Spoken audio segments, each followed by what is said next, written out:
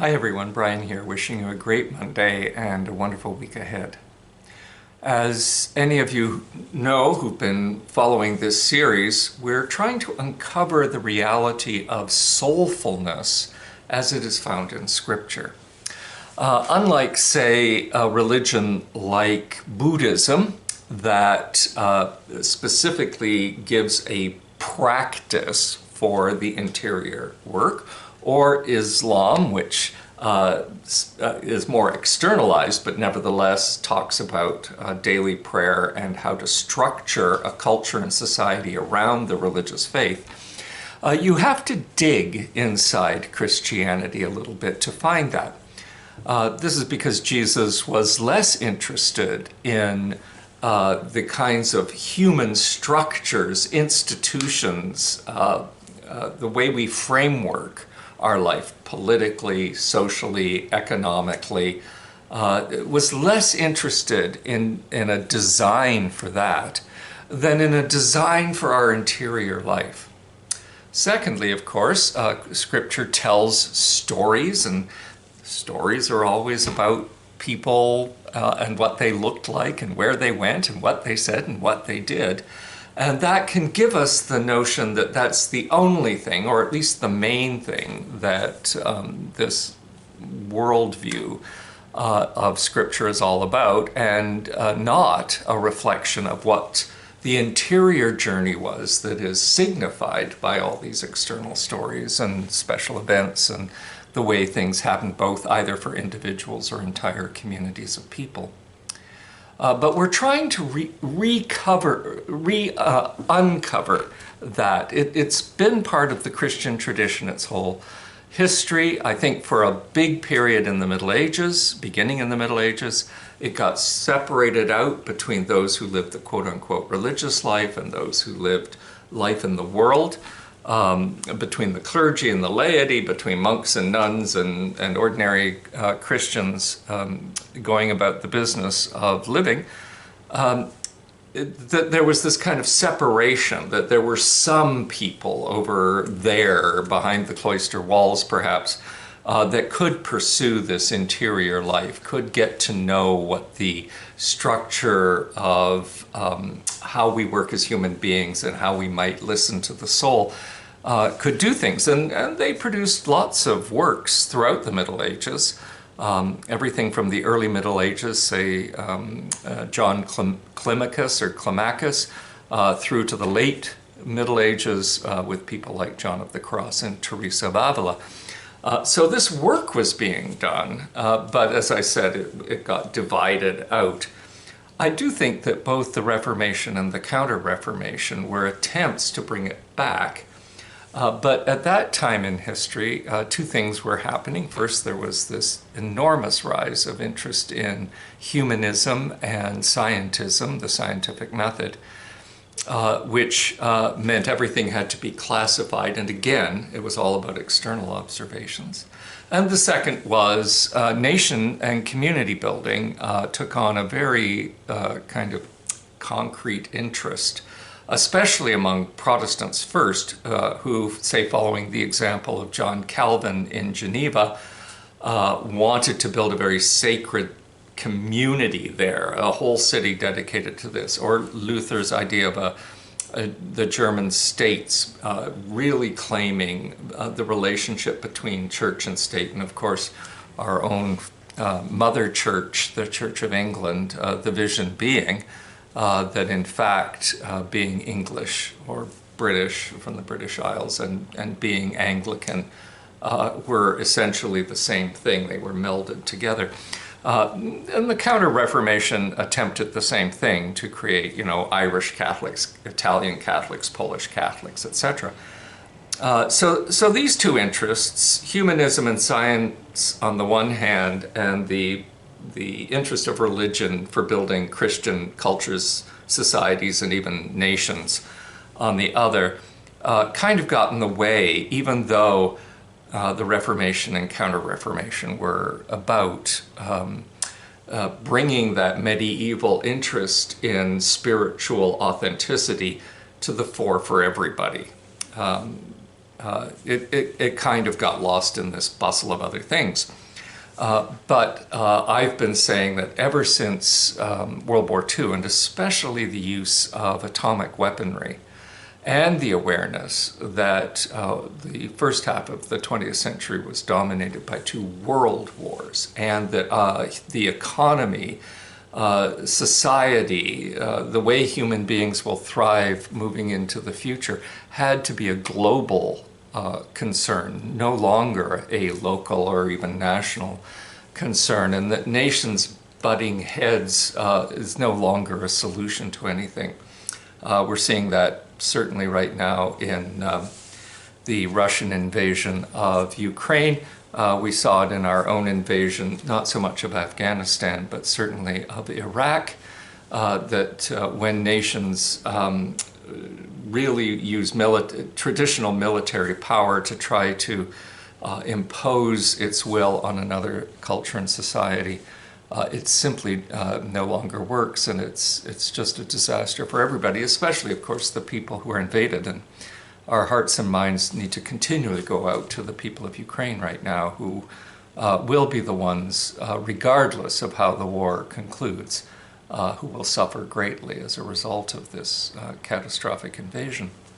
At any rate, the end of World War II meant that we could no longer be satisfied with local or even national commitments. We had to be part of a global family.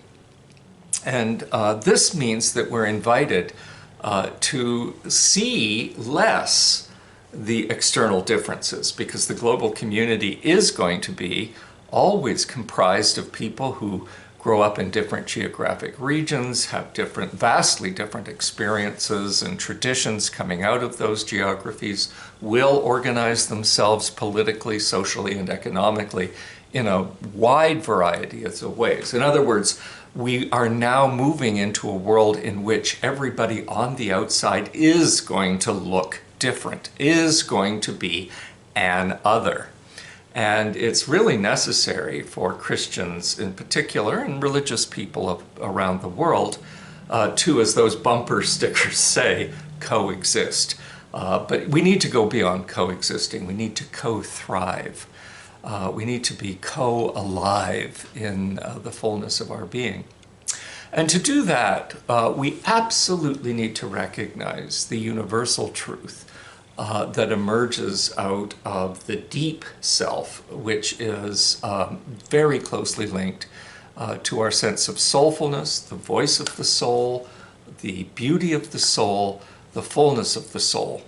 And every human being is born with a soul. The soul is a dynamic activity in their lives, whether it's watched and seen specifically or missed by people, ignored by people, is moot. It doesn't mean that just because people pay no attention to their soul, or shop over it, or drink over it, or use marijuana over it, or travel over it, or just fill their lives with so much stuff and busyness that they never listen to the voice, doesn't matter. It's still there, and it's still impelling us to that rhythm that our scriptures tell us about. And one of the beautiful things about seeing this is it helps us understand why Jesus, who is in so many ways revolutionary to his Jewish heritage, can see himself as the fulfillment of the traditions of Israel around these concepts, which, by the way, is completely reinforced by St. Paul, who is just as interested in the Jewish heritage as he is in the uniqueness of who Jesus Christ is, as he is in the openness of who Jesus Christ is to the universal message and hope that anybody can be called into a new relationship, not only with God, not only with a segment of holy people, but with this global identity. As a matter of fact, that was the first crisis and the most significant story in the New Testament after the life of Jesus, or after the Jesus story is being told. The second most important story is the crisis in the New Testament of the home church, which was entirely Jewish, embracing the idea that the Spirit of Christ was alive in Gentiles. This was very challenging for that original church. We see it all through the New Testament.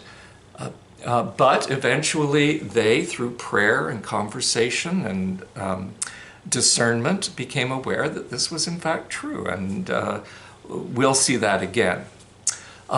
So the basic rhythm of the Hebrew stories, beginning with Abraham and all through the Hebrew stories we've looked at,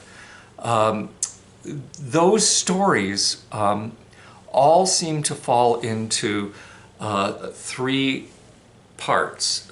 God offering a lovely moment, an initial moment of spreading a sense of grace, you're cared for, you're loved, all will be well.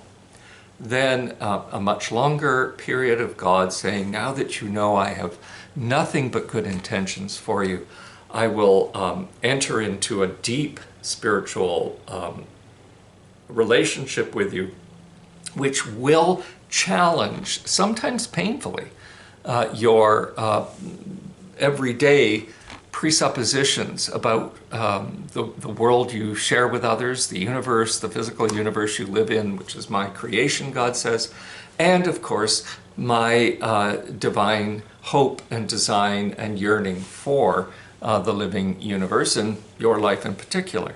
That's sometimes gracious and easy, it's often conflicted and even painful to absorb. But God walks us through that with that first promise. And then the third is, now that you know this, it means your life is altered and you can participate in the altered reality of knowing God and God at work in our history by living more compassionately and thoughtfully and kindly and generously in the world you share with others. And we'll be watching for that rhythm first in Jesus and then in the people who followed him.